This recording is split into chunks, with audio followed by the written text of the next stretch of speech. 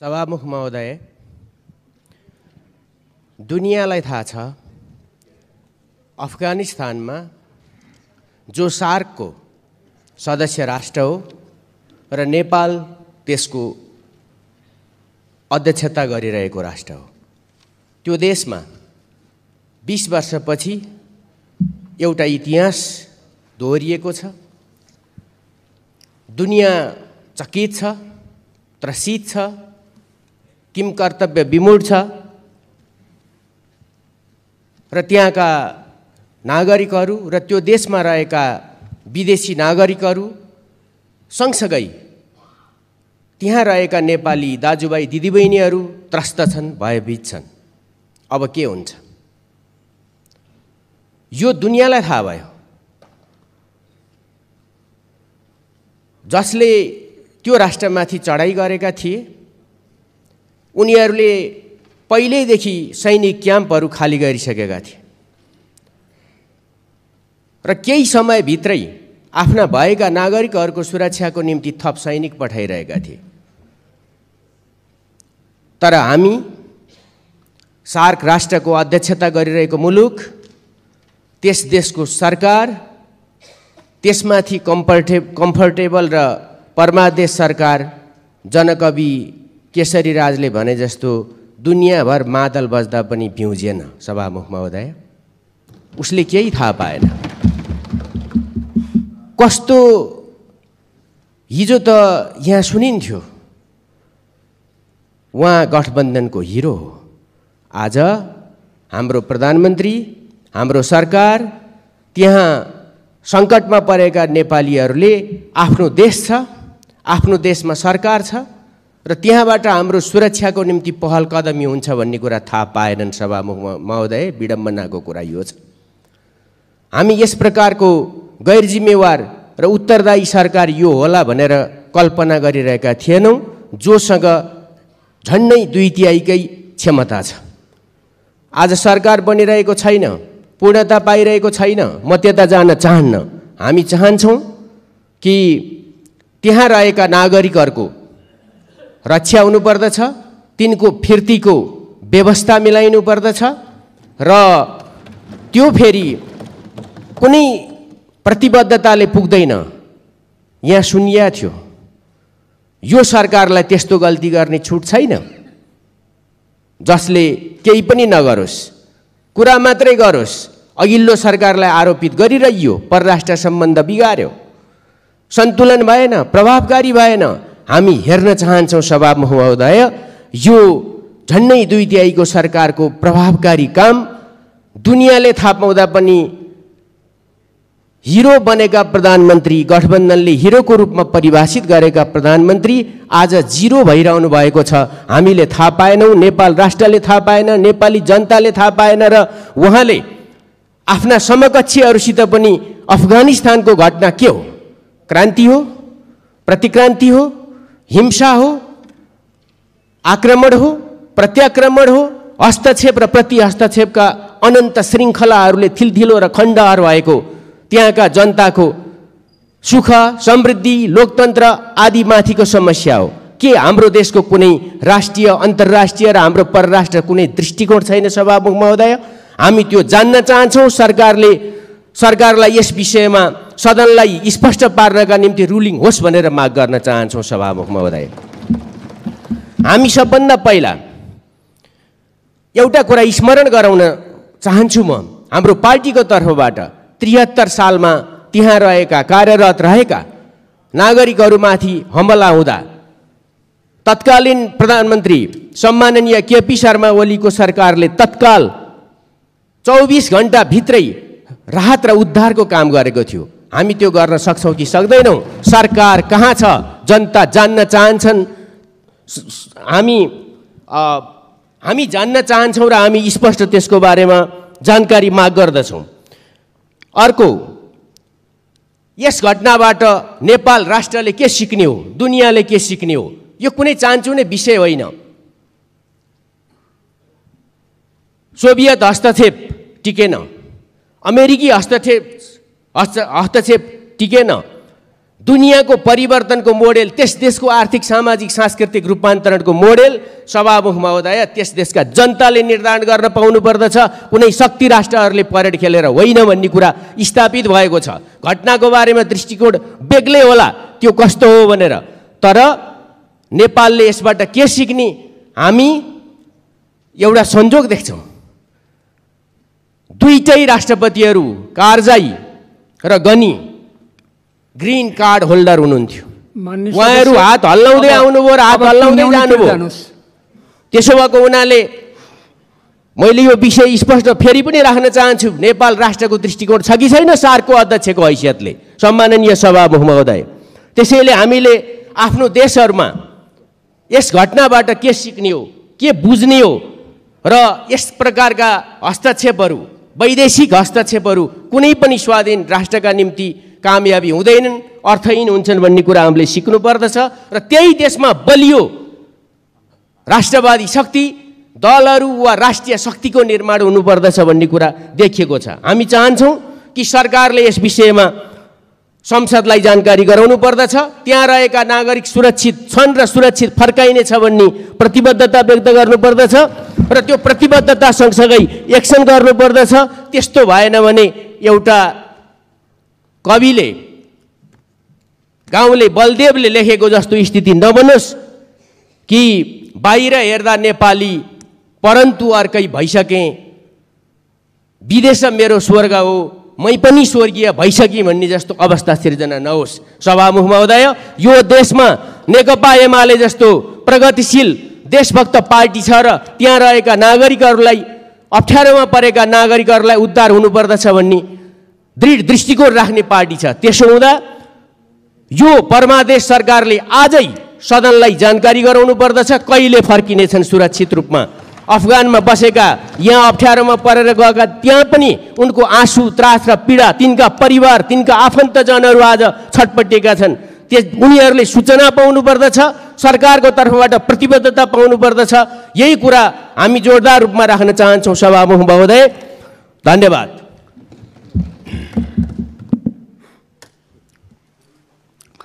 माननीय सदस्यहरू, हालै अफगानिस्तानमा विकसित घटनाक्रमका कारण त्यहाँ रहेका नेपालीहरूको सम्बन्धमा प्रतिनिधि सभासहित मेरो गम्भीर ध्यानाकर्षण भएको छ। त्यहाँ रहेका नेपालीहरू सुरक्षित रहने वातावरण बनाउन र यथाशीघ्र सकुशल ल्याउने व्यवस्था गर्न र सो सम्बन्धी यथार्थ विवरण सभाको आगामी बैठकमा जानकारी गराउन नेपाल सरकारलाई निर्देश गर्दछु।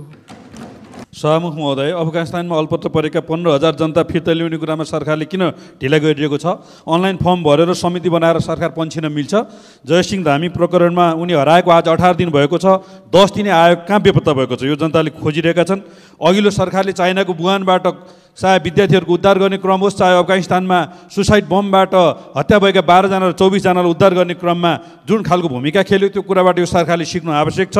त्यसै गरी यो वर्तमान सरकारले आज जनताले उही मिस केपी ओली भनिरहेका छन्, किनभने यो सरकारले जसरी विगतमा जनताको पक्षमा काम गरिरहेको थियो, वर्तमान प्रधानमन्त्रीज्यूले काम गरिरहेका राजदूतलाई हटाउने, नयाँ सरकार बनाउन नसक्ने, परराष्ट्र मन्त्री बनाउन नसक्ने, सरकारको पक्षमा भूमिका खेल्न नसक्ने, के फेरि आन्दोलन गर्नुपर्ने हो, फेरि केपी ओलीको सरकार ल्याउनु पर्ने हो? यो नेपाली जनताको आवाज छ, यो तर्फ ध्यान जाओस्। धन्यवाद।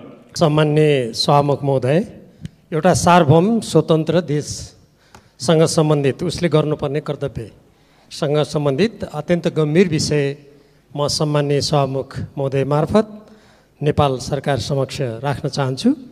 आज ब्रिटिस गोर्खा सत्याग्रह संयुक्त सङ्घर्ष समितिद्वारा सञ्चालित गोर्खा सत्याग्रह आन्दोलनका तर्फबाट ज्ञानराज राई, धनबहादुर गुरुङ र पुष्पा राणा घले बेलायतको लन्डनमा आमरण अनसन बस्नुभएको 10 दिन भयो।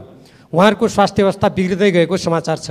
अनसनकारी बसेको पाल त्यहाँको प्रहरीबाट हटाइएको छ। आफ्ना न्यायोचित मागहरू पुरा गर्ने तथा यसको लागि तत्काल उच्चस्तरीय वार्ता कमिटी निर्माण गरियोस् भन्ने नेपाली नागरिक भूतपूर्व गोर्खाहरूले अगाडि सारेको माग पुरा गराउनेतर्फ नेपाल सरकारले के गरिरहेको छ? यस सम्मानित सदनलाई तत्काल जानकारी दिन सम्माननीय सभामुख मार्फत म जोरदार माग गर्दछु। नेपाल र नेपालीको हित तथा जीवज्यानको सुरक्षा गर्नु नेपाल सरकारको प्रमुख कर्तव्य भएको कुरा मैले दोहोऱ्याइरहनु पर्दैन। भूतपूर्व ब्रिटिस गोर्खाहरूले 2 दशकदेखि त्रिपक्षीय सम्झौतामा व्यवस्था भएअनुसार ब्रिटिस सेनाका अन्य युनिटमा सेवारत सैनिक सरह समान कामका लागि समान सेवा शर्त र सुविधा तथा पेन्सनको माग राखी आन्दोलन गर्दै आएका छन्। नेपाल सरकारको पनि गोर्खा सेनालाई बढुवा कल्याणकारी व्यवस्था र अन्य सुविधामा मातृ सेनाका अन्य युनिटहरूले पाएसहरूको समान व्यवहार गर्नुपर्ने सुझाव रहेको छ, तर यसको लागि कुनै ठोस पहल आजसम्म भएको देखिँदैन। प्रमुख मागहरूमा जुलाई 1997 भन्दा पहिले सेवानिवृत्त भएकाहरूले समान पेन्सन पाउनुपर्ने, विगतमा भेदभावपूर्ण तलब पेन्सन र सुविधा दिए बापत क्षतिपूर्ति पाउनुपर्ने, ब्रिटिस गोर्खाका विधवाहरूले पनि समान पेन्सन र सुविधा पाउनुपर्ने, सन्तानले आप्रवासनको सुविधा पाउनुपर्ने, ब्रिटिस सेनाले पाउने सरहको औषधोपचारको सुविधा नेपालमै पाउनुपर्ने, पाउन्ड स्टर्लिङमा पारिश्रमिक नेपालकै ब्याङ्कमा पाउनुपर्ने रहेका छन्। नोभेम्बर 7, 1947 मा भारत र बेलायत बीच समझदारी पत्रमा हस्ताक्षर भई सोही वर्षमा नेपाल भारत र बेलायत बीच त्रिपक्षीय सन्धि भएपछि 6 गोर्खा रेजिमेन्ट भारतमा र 4 रेजिमेन्ट बेलायतमा रहेका थिए। अहिले पनि वार्षिक 300 को हाराहारीमा नयाँ भर्ती लिने गरिएको छ।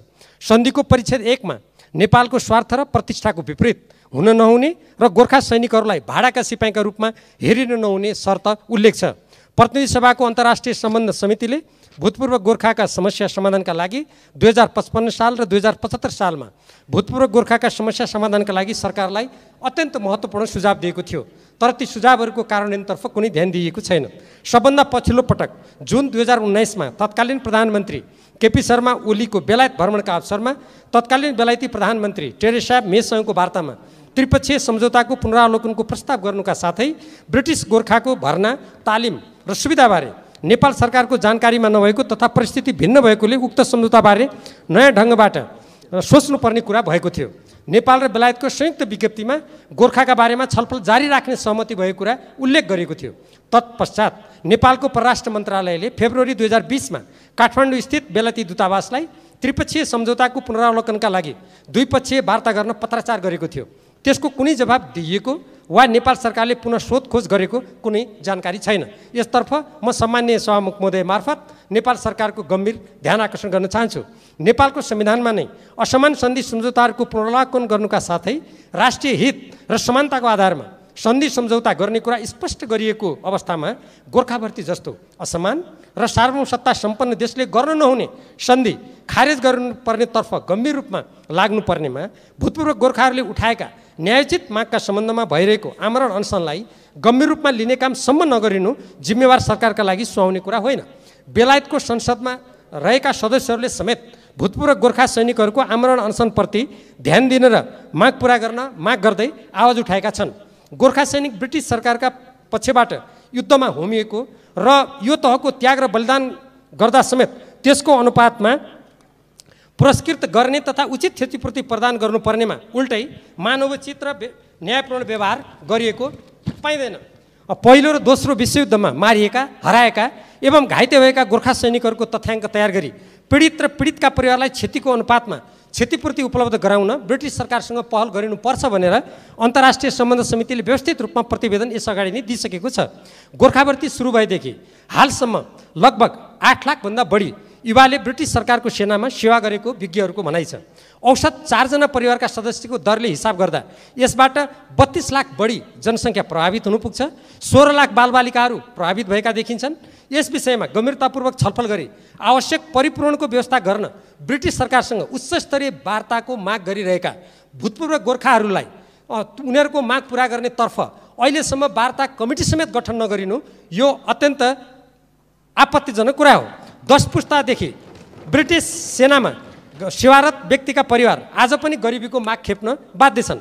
गोर्खा भर्ती प्रचलनकै कारणले उनीहरू शिक्षा, निजामती सेवा र राजनीति लगायतका क्षेत्रमा पछाडि परेकोले भूतपूर्व गोर्खाका समस्याहरूको समाधान गर्नु अत्यन्त आवश्यक छ र भूतपूर्व सैनिकहरूमाथि भएका अन्याय र भेदभावको अन्त्य गर्ने सम्बन्धमा नेपाल सरकारको सक्रिय संलग्नता भई समाधान खोज्नुपर्ने कुरामा विशेष ध्यान दिनुपर्छ भनेर यो प्रतिनिधि सभा, सदन र अन्तर्राष्ट्रिय सम्बन्ध समितिमा पटक पटक कुराहरू भएको छ र भूतपूर्व गोर्खाका प्रतिनिधिहरूले पनि यस सम्बन्धी कुरालाई पटक पटक उठाइरहनु भएको छ र अहिले बाध्य भएर उहाँहरू आमरण अनसन गरिरहनु भएको छ र उहाँहरूले पछिल्लो समयमा सत्याग्रह समितिको नेतृत्वमा जुन आन्दोलन गरिरहनु भएको छ त्यो लामो समयसम्म उहाँहरूका न्यायपूर्ण मागप्रति गरिएको व्यवस्था प्रतिको एउटा ठुलो विरोध हो। यस्तो स्थितिमा नेपाल सरकारले आफ्ना विदेश स्थित नागरिकहरूको हक हितको सम्बन्धमा तत्काल आवाज उठाउनु पर्नेमा हालै परराष्ट्र मन्त्रालयबाट अन्तर्राष्ट्रिय सम्बन्ध समितिमा जानकारी गराइएको एउटा पत्रमा उल्टै भूतपूर्व गोर्खाहरूले यसरी आमरण अनसन गर्नु यो सुहाउने कुरा होइन भनेर पत्र पठाएको देख्दा स्वयं अन्तर्राष्ट्रिय सम्बन्ध समितिमा काम गर्ने हामी प्रतिनिधि सभा त्यसका सदस्यहरू हामी लज्जित भएका छौँ। आफ्ना देशका नागरिकहरूको बारेमा जोरदार रूपमा आवाज उठाउने र उनीहरूको हकितको लागि सरकार अग्रसर हुनुपर्नेमा त्यतातर्फ ध्यान नदिएर उल्टै आफ्नो न्यायोचित माग उठाउने भूतपूर्व गोर्खाहरूलाई हतोत्साहित गर्ने प्रकारका गतिविधि गरिनु अत्यन्त खेदजनक कुरा हो। तसर्थ म सम्माननीय सभामुख महोदय मार्फत भूतपूर्व गोर्खाहरूले आज 10 दिन लामो जुन आमरण अनसन गरेको अवस्था छ, उहाँहरूको स्वास्थ्य स्थिति बिग्रिएको अवस्था छ, यसको लागि कमसेकम तत्काल नेपाल सरकारको संलग्नतामा समेत बेलायती सरकारका जब त्यहाँका सांसदहरूले समेत आवाज उठाइरहेको स्थितिमा तत्काल उच्च स्तरीय वार्ता समिति गठन गरेर यो आमरण अनसनबाट ती जो स्वास्थ्य स्थिति बिग्रिँदै गएका भूतपूर्व गोर्खाका मैले अघि उल्लेख गरेका 3 जना व्यक्तिहरूको ज्यान जोखिममा पर्ने काम नहोस् र तत्कालीन उच्च स्तरीय वार्ता समिति गठन गरेर बेलायती सरकारसँग हाम्रो त्रिपक्षीय सन्धि सम्झौतामा भएका ती प्रावधान त छँदैछन्, अझ त्यसपछि स्वयं त्यहाँ एउटा संयुक्त जुन कमिटी बनाइएको थियो त्यो कमिटी टेक्निकल कमिटी भन्ने जसलाई प्राविधिक समिति भन्छ त्यसले समेत वार्ता उच्च स्तरमा गर्नुपर्ने भनेर सिफारिस गरिरहेको अवस्थामा त्यसप्रति व्यवस्था हुने काम नहोस् र नेपाल सरकार यो नेपालको संविधानमा उल्लेखित असमान सन्धि सम्झौताहरूलाई पुनरावलोकन गर्ने, नेपालको राष्ट्रिय हक हितको संरक्षण गर्ने जुन नेपालको संविधानको निर्देशन छ त्यो निर्देशन मुताबिक यो सरकारले काम गरोस् र यस सम्बन्धमा के भइरहेको छ भन्ने कुरा तत्काल यो सम्बन्धित सदनलाई नेपाल सरकारले जानकारी गराओस् भनेर माग गर्न चाहन्छु। धन्यवाद। सभामुख महोदय, 3 महिनामा 35 दिन काठमाडौँको फोहोर सडकमै रहेको छ। अझै 15 दिन घरमै फोहोर राख्न भनिएको छ। बन्चरे डाँडामा फोहोर राख्न मिल्ने गरी शहरी विकास मन्त्रालयले तयार नगरेको र अझै 30% काम बाँकी रहेको समाचार छ। सडक र घर घरमै फोहोर राख्नुपर्ने भए अरबौं रुपियाँ खर्च गरी बागमती सफा गरिएको के औचित्य भयो? फोहोरबाट मोहर बनाउने भनेर पनि अरबौं रुपियाँ बजेट खर्च गरिएको थियो। फोहोरबाट मोहर बनाउने भन्ने मानिसहरू कता गए? के सरकार ठगहरूको घेरामा परेको हो? काठमाडौँमा भएका 14 लाख गाडीको लागि पार्किङ समेत नभएको प्रतिवेदन तयार भएको समाचार प्रकाशित भयो। जिल्ला स्तर र प्रादेशिक सहरको निर्माण नगरिएसम्म काठमाडौँ उपत्यकामा फोहोर मैला व्यवस्थापन, धुवाँ धुलोको प्रदूषण, खानेपानीको समस्या, महँगी, कालोबजारी, मिसावट, अपराधको समस्या बढ्नेछ। प्रदूषणले काठमाडौँका धेरै मानिसको मृत्यु हुनेछ। यही अवस्थामा काठमाडौँमा फ्लाइओभर र बाहिरी चक्रपथ निर्माण तथा स्मार्ट सिटीको नाउँमा सहरहरू बनाइए समस्या झन् जटिल हुनेछ। भूमाफियाहरूले जथाभावी डोजर चलाएर निजी प्रतिङकै कारण वरिपरिका डाँडा, मेलम्ची र मनाङमा जस्तै पहिरो जाने र चोभारको निकास बन्द भई काठमाडौँ उपत्यका पुनः तलाउ हुने जोखिम बढ्दो छ। भूमाफियाहरूले मुआब्जा बिना व्यक्तिको जग्गामा डोजर चलाई सडक बनाउने र पर्ती, खोला किनारा, वनजङ्गल समेत मासेर गाभेर बिक्री गरिएको जनगुनासो बढ्दछ। सभामुख महोदय, तराईमा निर्माण भइरहेको हुलाकी राजमार्गको बाराको मानमत मतियारवा खण्डका जनता प्रतिधुर चलन चल्ती 8 लाख रुपियाँ पर्ने जग्गाको प्रतिधुर 75,000 मात्र पाएकोमा विरोधमा आन्दोलन गर्दैछन्। हुलाकी राजमार्गमा परेका जग्गावालाहरूलाई चलन चल्तीको मुआब्जा दिन सरकारको ध्यानाकर्षण गराउन चाहन्छु। नेपालमा एकातिर रजिस्टर लेखा परीक्षकको अनुमति पत्र रोकिएको छ भने चार्टर एकाउन्टेन्टहरूको सङ्ख्या पनि कम छ। नेपालमा 12-13 लाख कम्पनी र संस्थानहरूको लेखा परीक्षण गर्न 200-300 एकाउन्टेन्ट र 3-4 हजार रजिस्टर लेखा परीक्षकबाट सम्भव नभएको हुँदा यस अगाडि झै निश्चित मापदण्ड पुरा गरेकाहरूलाई रजिस्टर लेखा परीक्षकको अनुमति प्रदान गर्ने व्यवस्थाको लागि सरकारको ध्यानाकर्षण गराउन चाहन्छु। सभामुख महोदय, भारतीय एसएसबीले तुइन काटिदिँदा महाकाली नदीमा बेपत्ता भएका जयसिंह धामीको खोजीमा ड्रोन प्रयोग गर्न भारत सरकारले सहमति नदिएको बारे नेपाल सरकार के गर्दैछ? एक मित्रले नेपालसँग माफी माग्छ, परिवारलाई समवेदना प्रकट गर्छ, क्षतिपूर्ति दिन्छ, आउँदा दिनमा तुइन चुतालेर वा फुकालेर नेपालीलाई नमार्ने कबुल गर्छ। तिब्बतमा उपद्रव हुँदा दुवैतिरबाट गोली हानहान हुँदा एक नेपालीको मृत्यु भयो। त्यसबेला चिनिया प्रधानमन्त्री चाय ओन लाईले माफी मागेर क्षतिपूर्ति दिनुभएको थियो। सरकारले नेपालको भारतीय राजदूतलाई बोलाएर यथार्थ जानकारी लिनु जरुरी छ। सभामुख महोदय, अफगानिस्तानमा कुन कुन म्यान पावरले नेपालीलाई वैध अवैध रूपमा त्यहाँ पुर्याए र ती म्यान पावर कम्पनी सरकारमा गएका कुन कुन पार्टीका नेता नजिकका हुन्, यो सदनलाई जानकारी हुनु आवश्यक छ। हस्, सकियो सभामुख महोदय। अफगानिस्तानमा यो 20 वर्षमा 2,41,000 को मृत्यु, यसमध्ये 48,314 अफगान सैनिक, 84,191 तालिबान लडाकु, 71,344 सर्वसाधारण, 2,442 अमेरिकी सैनिकको मृत्यु भयो। अमेरिकी खर्च $14 मिलियन, यो नेपालको 10 वर्षको बजेट बराबर भनिएको छ। नाटोको खर्च समेत $2.26 मिलियन त्यहाँ खर्च भएको रहेछ। एमसीसी हिन्द प्रशान्त क्षेत्रमा अमेरिकी सैन्य गठबन्धन हो। नेपाली जनताको विरोध यसैमा भयो। जनताको विरोधलाई व्यवस्था गरी एमसीसी सम्झौता अगाडि बढाउने नेताहरू अफगानी राष्ट्रपति र उपराष्ट्रपति जस्तै देश छाडेर भाग्नुपर्ने हुन्छ। धन्यवाद। अब भात दाल तरकारीमा अलिकति अचार हाल्दा त एकदम मिठो हुन्छ, चखिलो हुन्छ, तर अचारको भाग लाएर बिहान पनि अचार खाने, दिउँसो पनि अचार खाने, बेलुका पनि अचार खाँदाखेरि चाहिँ राम्रो हुँदैन। अब हाम्रो संसदमा पनि खैले घोचपेच, चुटकिला, उखान टुक्का यो कहिलेकाहीँ अचारको रूपमा आउँदा त ठिकै हो, तर यो त पुरै संसद नै त्यसरी चलिराख्नु चाहिँ दुःखलाग्दो कुरा हो। र अहिले दुईटा असाध्यै तेजाबी समाचारले नेपाली समाज चिन्तित छ। त एउटा बेलायतबाट आएको छ र अर्को चाहिँ काबुलबाट आएको छ। तर यो दुईटैको पछाडि एउटै कारण छ। खास गरेर हिजो सभ्यताको मूलबाटो भनिने र पछि व्यापारको मूलबाटो भनिने अफगानिस्तान चाहिँ आज हिंसाको मूलबाटो बन्न पुगेको छ। र यसलाई बनाउने हिंसाको मूलबाटो कसले बनायो भन्ने कुरा चाहिँ हामी सबैले थाहा पाउनुपर्छ कि यो त्यही साम्राज्यवादीहरूले बनाए, जुन साम्राज्यवादीहरूको अगाडि चाहिँ आज हाम्रा गोर्खा सैनिकको नाममा केही नेपालीहरू अहिले अनसनमा बसेका छन्।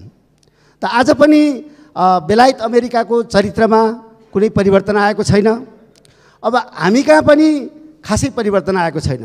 हामीले हाम्रो नागरिकलाई नेपालमा नै काम दिने, नेपालमा नै उनीहरूको पौरखको उपयोग गर्ने खालको वातावरण र स्पेस अहिलेसम्म तयार गर्न सकेका छैनौँ। प्रत्येक अब एउटा सरकार नयाँ आइसकेपछि पुरानो सरकारमा हुनेहरूले त्यसलाई खिल्ली उडाउने, त्यसले उ गर्ने अथवा आत्मगौरव, आत्मश्लाघा यो सब त देखिन्छ, तर हामीले वास्तवमा चाहिँ कुनै त्यस्तो सस्टेनेबल डेभलपमेन्टको बाटोतिर हामी हिँड्न सकेका छैनौँ, जसले गर्दा नेपालीहरूले सगौरव आफ्नै देशमा आफ्नो पौरख चाहिँ खन्याउन पाउन्। र आज त्यसैले सरकारसँग हामी हार्दिक अनुरोध गर्दछौँ कि तुरुन्तै अफगानिस्तानबाट हाम्रा नागरिकहरूलाई रेस्क्यु गरियोस्, त्यहाँबाट ल्याइयोस् यतातिर र उनीहरूको स्थिति पहिला पत्ता लागोस् कि उनीहरू कहाँ छन्, अहिले कस्तो स्थितिमा छन्, त्यो तुरुन्तै पत्ता लगाएर उनीहरूलाई रेस्क्यु गर्नु पर्यो। दोस्रो कुरो, बेलायत सरकारसँग चाहिँ हामीले अहिले स्ट्रङली आफ्ना कुराहरू राख्नु पर्यो कि हाम्रो नागरिकहरूलाई एक त उनीहरूले मिसयुज गरिरहेका छन्। अब भाडा त भाडा फेरि सबलेट पनि गरिरहेका छन्। हाम्रो मान्छे बेलायत जान्छ, त्यो बेलायतको मान्छेलाई चाहिँ फेरि अरबका राजाहरूको बडीगार्डको रूपमा चाहिँ बेचेर बेलायतले चाहिँ त्यसको रोयल्टी खान्छ। त यसरी चाहिँ नेपालीहरूको जुन दुरुपयोग भइरहेको स्थिति छ, यो असाध्यै दुःखद स्थिति हो।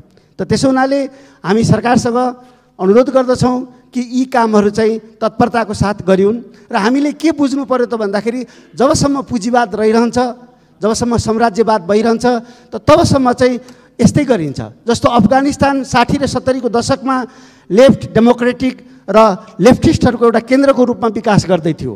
त्यहाँ थुप्रै लिबरल पार्टीहरू थिए, कम्युनिस्ट पार्टी पनि थियो, पछि कम्युनिस्ट पार्टीले सरकार पनि गठन गर्यो एकचोटि सोभियत सङ्घको समर्थनमा। त त्यति बेला बाबरा करमालको चाहिँ पार्टीको सदस्यको सङ्ख्या 4000 छ भनिन्थ्यो। त उनीसँग 4000 सदस्य थिए, तर त्यहाँको रेडिकल लेफ्टहरूसँग चाहिँ 20,000 पार्टी सदस्यता थियो। त त्यो 20,000 पार्टी सदस्य भएको पार्टीहरूलाई दबाउने र 4000 पार्टी सदस्य भएकोलाई चाहिँ सरकारमा ल्याउने काम गरेर त्यहाँ गिजोल्ने काम मात्रै भयो। र अहिले खास गरेर अमेरिका र उसका पिट्ठुहरूले जन्माएका मुजाहिदिनहरूको कारणले गर्दाखेरि अब घरै पछि बन्दुक छ, घरै पछि चाहिँ टनेल छ, घरै पछि लडाइँ छ र त्यहाँ लिबरल, डेमोक्रेटिक, कम्युनिस्ट, प्रोग्रेसिभ मस्तिष्कहरूलाई चाहिँ सखाप पारिएको छ, दबाइएको छ। त त्यसो हुनाले यसमा हामीले सरोकार राख्नुपर्छ, हाम्रा नागरिकहरूलाई त्यहाँबाट फिर्ता ल्याउनुपर्छ र हामी सजग पनि हुनुपर्छ कि अफगानिस्तानमा तालिबानको चाहिँ उदयले अब यो क्षेत्रमा पार्ने प्रभावका बारेमा पनि हामीले राम्ररी आकलन गर्नुपर्दछ। अब यो बिचमा अर्को कुरा पनि म अलिकति मैले नजानेको कुरा एउटा जान्न चाहन्छु। यो भारतमा एउटा मिडिया हिस्टेरिया सुरु भएको थियो र त्यसको एकजना चाहिँ एकदम अगाडि बढेको पत्रकारले nation wants to know as if कि उसले नै सारा नेसनलाई चाहिँ रिप्रेजेन्ट गरे जस्तो, डेलिगेट गरे जस्तो राष्ट्र जान्न चाहन्छ, जनता जान्न चाहन्छ भन्ने खालको गर्थ्यो। त्यो कुराको नक्कल यहाँ नेपालमा नि हुन थालेको थियो। अब अहिले मैले सदनमा, बाहिर त सुन्दै थिएँ, सदनमा पनि सुन्न थालेँ यो I miss you, I love you, यो अङ्ग्रेजी भाषी ग्रुप कहाँबाट आयो? नेपालमा को चाहिँ यस्तो सम्भ्रान्त जो चाहिँ अङ्ग्रेजीमा सदस्य समयलाई अलिकति ध्यान दियो। त्यसो होइन, नेपाली जनताको कुन भाग हो, म सक्दैछु सभामुखज्यू, नेपाली जनताको कुन हिस्सा हो जो यो अङ्ग्रेजीमा यस्तो कुरा गर्छ? कहाँबाट आयो यस्तो जमात?